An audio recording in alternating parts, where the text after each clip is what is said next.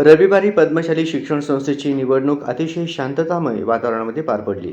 या निवडणुकीमध्ये अपेक्षेप्रमाणे उत्कर्ष पॅनलने विजयाची परंपरा कायम राखली। सोलापुरातील पूर्व भागात शताब्दी महोत्सव साजरा करणारी एकमेव शिक्षण संस्था म्हणजे पद्मशाली शिक्षण संस्था। या संस्थेने आजवर लाखो मुलांचे भवितव्य घडविले आहे। रविवारी या संस्थेच्या पंचवार्षिक विश्वस्त निवडणुकीत पुन्हा एकदा सचिव म्हणून दशरथ गोप यांची निवड झाली।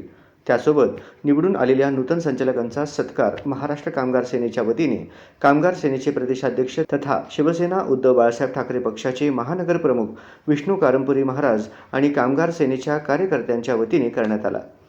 या शिक्षण संस्थेच्या माध्यमातून उद्याचे भवितव्य अर्थातच या देशाची संपत्ती घडविली जात आहे आणि हे महान कार्य हे शिक्षण संस्था आजवर करत राहील आणि केलंच पाहिजे। असं महान कार्य करण्यासाठी आपल्याकडे सुद्धा गुणवत्ता आणि पुण्यही असावे लागते, असं यावेळी विष्णू कारंपुरी महाराज यांनी सांगितले।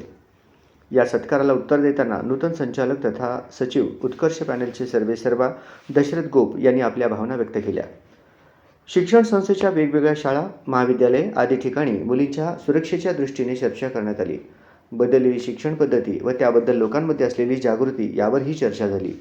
शिक्षण संस्थेतील सर्व शाळा आणि महाविद्यालयामध्ये भारतीय संस्कृती व संस्कार रुजवण्याच्या दृष्टीने उपक्रम राबवावेत अशी मागणी नूतन संचालकांकडे करण्यात आली। पूर्व भागातील समाज हा कष्टकरी समाज असल्याने शिक्षणासाठी या शिक्षण संस्थेचा आधार येथील मुलांना मिळत आहे। याबद्दल संस्थेच्या सर्व संचालकांचे आभार मानण्यात आले। या प्रसंगी संस्थेचे सचिव दशरथ गोप, प्राध्यापक श्रीनिवास कोंडी, श्रीधर चिट्याल, कामगार सेनेचे प्रदेशाध्यक्ष विष्णू कारंपुरी महाराज, विठ्ठल कुराडकर, श्रीनिवास बोगा, गुरुनाथ कोळी, गणेश म्हणता आदीसह मान्यवर आणि कार्यकर्ते मोठ्या संख्येने उपस्थित होते। विघ्नसंदेशी लोक त्या आडकाठी आल्यामुळे आज तो विनोदने विजय आपलाच होणार होता, कारण गेल्या 30 वर्षापासून ते विकास केलं।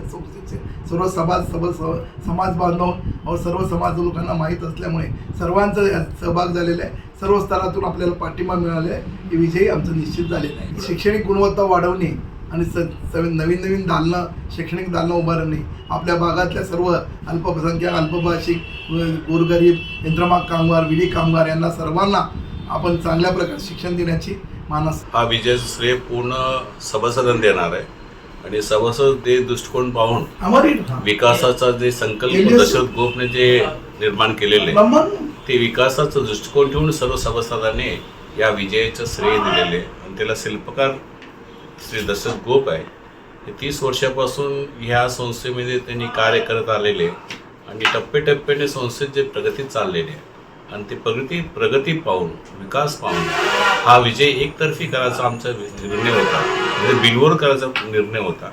पण देवाची इच्छा नव्हती ते, पण लोकांना समजून आलं की ताकद किती मोठी आहे आणि दशरथ गोपचं श्रेय किती आहे हे लक्षात आले लोकांना। आणि ह्या दृष्टिकोन करून आम्ही विकास करायचा, क्वालिटी एज्युकेशन द्यायचं आणि smart school, smart education, smart students आणि स्मार्ट रिझल्ट्स ह्या उद्देशाने आम्ही काम करतो। पद्मशाली शिक्षण संस्था ही 2012 वर्षापूर्वीची आहे। या संस्थेत गेल्या 30 वर्षापासून सन्माननीय आमचे मार्गदर्शक दशरथ गोप साहेब यांच्या नेतृत्वाखाली आम्ही शैक्षणिक घोडदौड करत आहोत।